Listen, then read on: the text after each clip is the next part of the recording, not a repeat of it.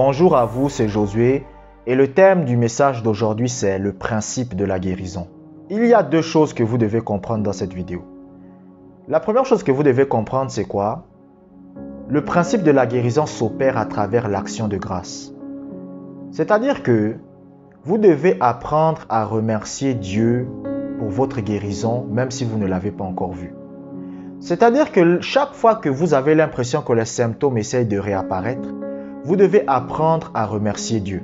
Si vous êtes en train de marcher et que des maux de tête apparaissent, vous devez remercier Dieu.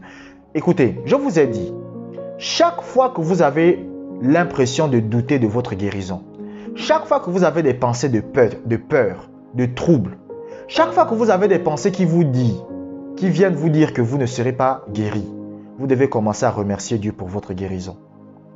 Ne commencez pas à réfléchir. Remerciez Dieu pour votre guérison. Vous comprenez? Il y a une deuxième chose que je vais parler après. Mais vous devez apprendre à remercier Dieu. Donc, lorsque par exemple vous avez des douleurs à l'estomac, levez les mains. Remerciez Dieu pour votre guérison. Vous comprenez? Lorsque vous avez des douleurs aux pieds, levez les mains. Remerciez Dieu pour votre guérison. Le principe de la guérison s'opère à travers ce qu'on appelle l'action de grâce. C'est-à-dire, lorsque vous croyez que vous êtes guéri, vous allez remercier Dieu pour votre guérison. Vous comprenez? Lorsque vous croyez avoir reçu, une des choses qui va se passer, c'est le fait de remercier Dieu pour sa guérison. Quelqu'un qui ne remercie pas Dieu pour sa guérison, c'est quelqu'un qui ne croit pas qu'il a été guéri. Vous comprenez? Quelqu'un qui croit réellement qu'il a été guéri et délivré par Dieu, c'est quelqu'un qui va savoir dire merci à Dieu. C'est pour ça que la Bible dit « Rendez grâce en toutes choses ». Vous devez comprendre ce verset. Quand la Bible dit « Rendez grâce en toutes choses », il n'est pas en train de dire que tout ce qui vous arrive dans la vie, vous devez rendre grâce pour ça. Il est en train de dire quoi? Que pour recevoir ce que vous voulez de Dieu, cela passe par l'action de grâce. Donc, si vous voulez la guérison, vous devez apprendre à remercier, même si vous n'avez pas encore vu. Et c'est à travers le fait de remercier que vous recevez. Vous comprenez? Écoutez. Est-ce que vous aimez donner des choses à quelqu'un qui ne vous remercie pas? Vous comprenez? Non, vous me regardez. Est-ce que vous aimez donner des choses à quelqu'un qui ne vous remercie pas? Vous comprenez? Vous n'aimez pas ça. Vous comprenez? C'est la même chose que Dieu. Lorsque vous demandez à Dieu la guérison et que vous croyez, vous devez le remercier. Vous comprenez? L'action de... Écoutez, au lieu de se plaindre, écoutez, un chrétien ne doit pas se plaindre. C'est l'erreur qu'il ne faut jamais faire. Ne venez pas devant Dieu et vous dites à Dieu, « Dieu, je suis malade depuis tant de temps, pourquoi tu ne fais rien ?» Ça ne sert à rien de faire ça. Vous allez irriter le cœur de Dieu. Ce qu'il faut faire plutôt, c'est remercier Dieu. Un chrétien doit vivre dans l'action de grâce et dans la louange.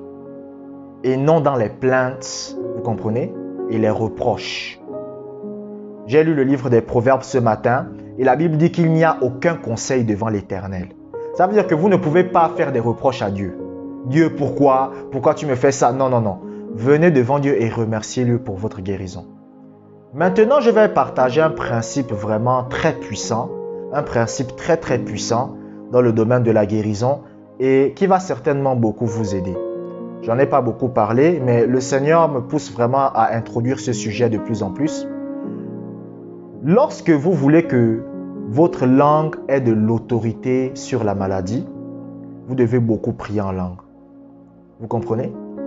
Plus vous passez du temps à prier en langue, vous comprenez, plus vos paroles auront de l'autorité sur la maladie. Est-ce que vous comprenez? C'est-à-dire, si vous passez, écoutez, celui qui passe 3 heures de temps à prier en langue aura plus d'autorité sur la maladie que celui qui passe 30 minutes. C'est pour ça, lorsque vous lisez le livre Les Épîtres de Paul, dans 1 Corinthiens chapitre 14, verset 18, l'apôtre Paul va dire « Je rends grâce à Dieu de ce que je parle en langue plus que vous tous. » Vous comprenez? Et l'apôtre Paul avait une grande autorité sur la maladie. C'est-à-dire que lorsque l'apôtre Paul parlait, les maladies partaient. Vous comprenez? Pourquoi? À cause de son autorité. Mais quel était le secret de Paul? Qu'est-ce qui a fait en sorte que l'autorité de Paul se développe? C'est la prière en langue. Vous comprenez? La Bible dit que des gens venaient et ils prenaient des mouchoirs et les mettaient sur le corps de Paul. Et lorsqu'on prenait ces mouchoirs et qu'on allait les mettre sur des personnes malades, ces personnes étaient guéries. Pourquoi? Parce que l'apôtre Paul passait beaucoup de temps à prier en langue. Plus vous passez du temps à prier en langue, plus votre autorité, c'est-à-dire vos paroles sur la maladie seront puissantes. Maintenant, si vous ne priez pas en langue, pratiquez la présence de Dieu. Vous comprenez? Si vous ne priez pas en langue, pratiquez la présence de Dieu. Mais il faut beaucoup prier en langue. Si vous avez la possibilité de prier en langue, vous devez beaucoup prier en langue. Écoutez, les langues, ça n'a pas été donné seulement une fois. Vous allez voir les chrétiens, quand ils sont baptisés du Saint-Esprit, ils parlent en langue une fois. Après, c'est fini. Non, c'est quelque chose que vous devez faire tous les jours. Plus vous consacrez du temps dans les langues, plus votre autorité sur la maladie va grandir. Vous comprenez? Plus votre autorité sur la maladie va grandir. Et moins vous passez du temps à prier en langue, moins vous aurez d'autorité sur la maladie.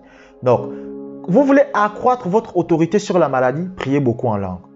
Vous voulez que lorsque vous parlez à la maladie qui se trouve dans votre corps et la maladie parte, priez beaucoup en langue. Si vous passez beaucoup de temps à prier en langue, vous allez commencer à avoir des changements. C'est-à-dire que lorsque la maladie va commencer à venir et que vous dites à la maladie, sors, quitte de là, la maladie partira. Vous comprenez? Donc, vous pouvez prendre par exemple de la musique, vous mettez de la musique et vous priez en langue. Moi, je prie en langue en lisant le livre des Proverbes. C'est-à-dire, je lis le livre des Proverbes, je prie en langue. Je peux prier en langue en écoutant de la musique. Je peux prier en langue en marchant. C'est-à-dire, je suis dans mon salon, je suis là, je prie en langue et je marche. Vous comprenez?